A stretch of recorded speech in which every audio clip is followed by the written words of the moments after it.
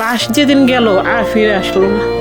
ভাইকে মেরে সে পলায় আছে অন্য দেশে, শুধু আমার ভাই না হাজার হাজার ভাইকে। তো সে ইন্ডিয়ায় কেন পলায় আছে? তাকে ইমিডিয়েটলি বাংলাদেশে এনে তার বিচার করা উচিত এবং করতে হবে সেটা। ম্যানেজারে লক করছে যে ছেলে আপনার নাই।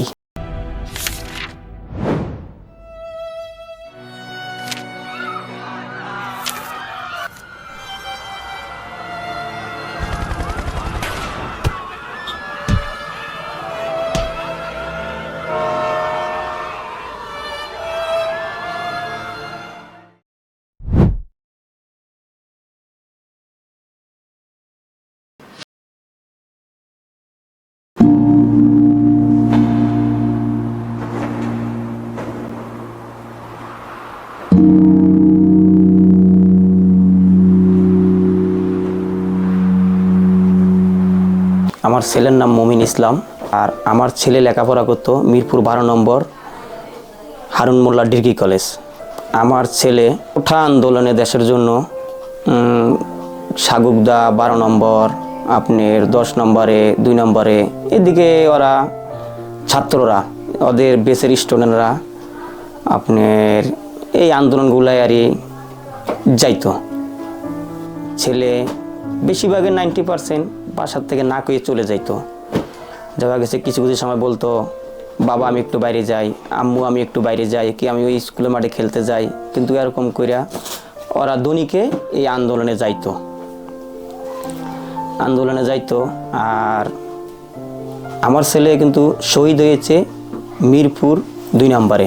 আগস্ট মাসে আমার ছেলে বাসার থেকে বাইরে এসে সকাল 11টার দিকে আমি আর আমার ছেলে একসাথে আমরা কিন্তু নাস্তা করছি। ওর আম্মুকে বলছে যে আম্মু আমাকে 150 টাকা লইয়া দাও বাবার কাছ থেকে, আমার এক বন্ধু আমার কাছে 50 টাকা পাবে আর আমার 100 টাকা লাগবে। তখন আমি বলছিলাম যে বাবা তুমি কই যাবা?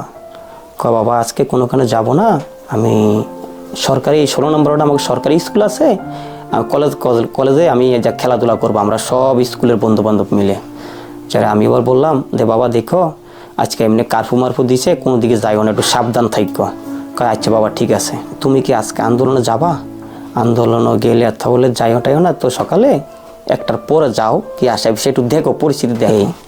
তারপরে আমার ছেলে আমাকে উঠে বললো, দেখো আব্বু আমার মতন আমার হাজার হাজার ভাই রাস্তায় মনে করো মিছিল মিটিং এই যে চলতে আছে, এই আন্দোলনে কোঠা আন্দোলনে ওরা রাস্তায় সব জায়গায় গন্ডগোলে আছে। ওরা যদি যাইতে পারে তাহলে আমরা কেন ঘরে বসে থাকবো? যদি ঘরে বসে থাকি তাহলে তো আমরা একটা কাপুরুষের মতন আমাদের একটা আন্তরিকভাবে জন্মায় হবে। যেমন যে বলবো যে আমি দেখবো আমার চোখের সামনে আমার একটা ভাই মরতে আছে, আমি ঘরে বসে রয়েছি। তারপরে আগস্ট মাসের 5 তারিখে যখন দেশ আপনার বিজয় মিছিলের দিন, ওদিন কিন্তু সকাল 11টায় বেরিয়ে গেছে আমার লগর থেকে। উনি ছেলে বেরিয়েছে 11টায় আর আমি বেরিয়েছি 3টায়। 3টা যখন আমি বাদতে বাইরামু তখন আমরা টিভিতে দেখি হাজার হাজার মানুষ রাস্তায়। তখন খবর দেখে আমি ছেলেকে ফোন দিছি। ফোন দেওয়ার পরে বলছে আব্বু আমি আছি 10 নম্বরের এদিকে, কিন্তু কোনো সমস্যা না, আমরা ভালো আছি। এটাই কিন্তু আমার লাস্ট কথা আমার ছেলের। এই অবস্থায় যাওয়ার পরে আমি বাসার থেকে বাইরে চলে গেলাম। বাস থেকে বাইরে চলতে আমি মনে করেন অলরেডি একটু আগারগার দিকে চলে গেছি। আগারগার থেকে যাইতে যেতে আমি একদম বিজয় সরণি গেছি। বিজয় সরণি যাইতে ওই টাইমে বাচ্চা আপনার 5টা 10-15 হবে কি 5:30 ইয়ার ভিতরে থাকো, 5টার থেকে 5:30টার ভিতরে থাকবে। তখনই আমার ছেলের গুল্লির খবর আসে বাসার থেকে। আমার মেয়ে ছেলে এরা বলতে আছে যে মমিন গুল্লি খেয়েছে, কিন্তু এর আগের ঘটনা আমি জানি না কোন জায়গায় গুল্লি খেয়েছে। 2 নম্বর 10 থেকে 15 মিনিটের পরে 6টার কাছাকাছি তখন আমার ছেলের মৃত ঘোষণা আসে আমার কাছ থেকে। আমাকে বাড়ির ম্যানেজারে লক করছে যে ছেলে আপনার নাই। আটকানোর চিন্তা করছি অনেক, পারি নাই আটকাইতে। ও যাইতো, প্রতিদিনই যাইতো। তো লাশ যেদিন গেল আর ফিরে আসলো না। ফোন দিছি, ফোন ধরে না। পরে আমি আবার ফোন দিছি, ফোন দেওয়ার পরে ফোন ধরে নাই। তারপরে আবার ফোন দিছি, দেওয়ার পরে বন্ধু ফোন ধরলো। কণ্ঠ শুনছি, শোনার পরেই আমি আতঙ্ক হয়ে গেছি। কিরে আমার ছেলে তো কোনো দিন কাউকে দিয়ে ফোন ধরায় না, এখন কে ফোন দিল? তুমি কে? বলে আন্টি আমি ওর বন্ধু। তা আমি মমিন কোথায়? কয় আন্টি মমিন তো গুলি খেয়েছে। আমি কি বলো মমিন গুলি খেয়েছে? এখন আমি আর আমার মেয়ে কান্নাকাটি করতেছি। এখন আমার চিল্লানি কান্দা শুনে আশেপাশের মানুষ চলে আইসে, আইসা কয় ব্যস্ত হয়ে না, গুলি তো মানুষের লাগতেই পারে, হয়তো বা গুলি লাগছে, আমি কই লাগতেই পারে, এই কথা বলে আমিও কান্না করতেছি, আমার মেয়েও কান্না করতে, আমার মেয়ে বলতেছে আম্মু দেখো, ধৈর্য ধরো, চিন্তা করো না ভাই, আর কিছু হয় নাই। মনে করেন বাসার আবার আমাদের অন্য ভাড়াটিয়া ছিল, ওই ভাড়াটিয়াররা আইসা বলতেছে, মানে ভাড়াটিয়ারা ওই মিছিলে ছিল, ওরা আইসা বলতেছে আন্টি আন্টি মমিন ভাইয়া না গুলি খেয়েছে। তখন তার আগে তো আমি শুনছি, কিন্তু আমার ছেলে যে দুনিয়া থেকে না হয়ে যাবো সেটা আমি তো ভাবি নাই। মানে আমার ছিল না যে আমার ছেলে এইভাবে জলজন্ত ছেলেটা চলে যায়। পরে আমার স্বামী বলে খোঁজ নিয়ে দেখ, পরে উনিও খোঁজ নিছে, নেওয়ার বলে কি তুমি খোঁজ নাও কোন জায়গা। আমি বললাম কি যে ওরা বলে সরদ্দি নিতেছে, আপনি কই আছেন? কয় আমি গণভবনে আছি। তা আমি কই গণভবনে তো যাইতে কতক্ষণ লাগবে? কয় সরদ্দির ধারে। এটা পরে ম্যানেজাররা বাড়িওয়ালা সবাই ফোন দিছে, সবাই ফোন টোন দিয়ে ওনারা জানাইছে যে তখন আমি এত সময় গুলির শব্দ, তারপরেই শুনছি আমার ছেলে মারা গেছে। এরপর আপনার গাড়ি গুড়ি আমার দেশে নেওয়ার কেমনে কি করা লাগবো সব আমার এই জায়গার লোকরে করছে, ইডুজেট। আর গাড়ি গুড়ি খরচাপাতি সব জামাত ইসলাম দিছে। আমার গুলি এই সাইডেতে লেগে এই সাইডে বাইরে হয়ে গেছে, অলরেডি ওপেন।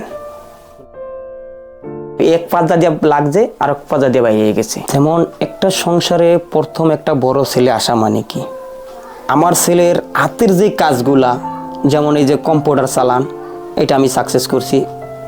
আমি পেশাগতভাবে কিন্তু আমি ড্রাইভার। যেমন দেখেন আজকে যদি খোদা না গাছ আমার একটা কিছু হয়ে যায়, আমার ছেলেই কিন্তু আমার এই সংসারটারে টাইপ করতো। যেমন আমার ছেলে এখন যে কোনো কাজ করতে পারতো, যে কোনো কাজ, একটা লেবারি কাজ কন, একটা রিক্সা চালান কন, একটা মনে করেন রাজ্যগালি মিস্ত্রি কাজ কন, একটা যে একটা দোকানে চাকরি করা, যে কোনো একটা কাজ আমার ছেলে করার মতন এখন ফেসিলিটি আসছিল। এই যে আজকে আমার ওই মেয়ের বয়স সবাই 4 বছর, ওর বয়স 14 বছর। যেমন আমি সাধারণ এই যে এদের কোনোটা চাহিদা, আমি একটা কোনো চাহিদা এদের আমি পূরণ করতে পারতাছি না। এখন আমার ভাই মমিন ইসলাম পুরা বাংলাদেশের জন্য, আমার মা না বাবা না আমার জন্য না, পুরো বাংলাদেশের জন্য আমার ভাই রক্ত দিচ্ছে। এটার একটা বিচার চাই না? এখন যে বর্তমান সরকার আছে তার কোনো পদক্ষেপ অবশ্যই নেওয়া উচিত। আর এটার পদক্ষেপ যদি না হয় তাহলে এটা মানুষ ভুলে যাবে, মনেও রাখবে না। আর যে এই অন্যায়গুলো করেছে, যেমন শেখ হাসিনা, এর বিচার হবে না যদি কেউ না চায়। কারণ যার গেছে সে তো বোঝে, আমার একটা ছেলে গেছে, এরকম তো হাজারও গেছে, বিচার হোক। কিন্তু সারা পৃথিবী দিলেও তো আমার ছেলে পাবো না, কিন্তু তারা তো তাই বলে ছাড়ে দেওয়া যাবে না, কারণ সে হুকুম দিছে, তার জন্য তো এত বাচ্চারা মারা গেছে। তার কঠিন করে বিচার হওয়া উচিত, বিচার হোক। যেমন একটা তোর তার ছেলেকে ওপেন গুলি করে মারা, তার কিন্তু আগে হয়েছে বিচার। বাংলাদেশের মাটিতে এই বাংলাদেশের পতাকার সামনে উনিকে বিচার করতে হবে আমাদের দেশে, তখন আমাদের আত্মায় শান্তি পাবে। ভবিষ্যতে মনে করেন আমার ছেলে আমার কাম করে নাও খাওয়াও, কিন্তু আমার তো মাটিটা তো দিত। আমি যদি যোগ্যতা একটা গাড়ি চালাতে পারি, তাহলে আমাকে ওই জায়গায় জয়েন করতে পারে সরকার। আমাদের হামুড়ি দিয়ে আমাদের পেট ভরানোর দরকার নাই। আমরা শারীরিকভাবে আর যেভাবে আমরা দুগা খাইয়া চল্লা ফিরা থাকতে পারি, এইভাবে আমাদের জন্য একটা করুক।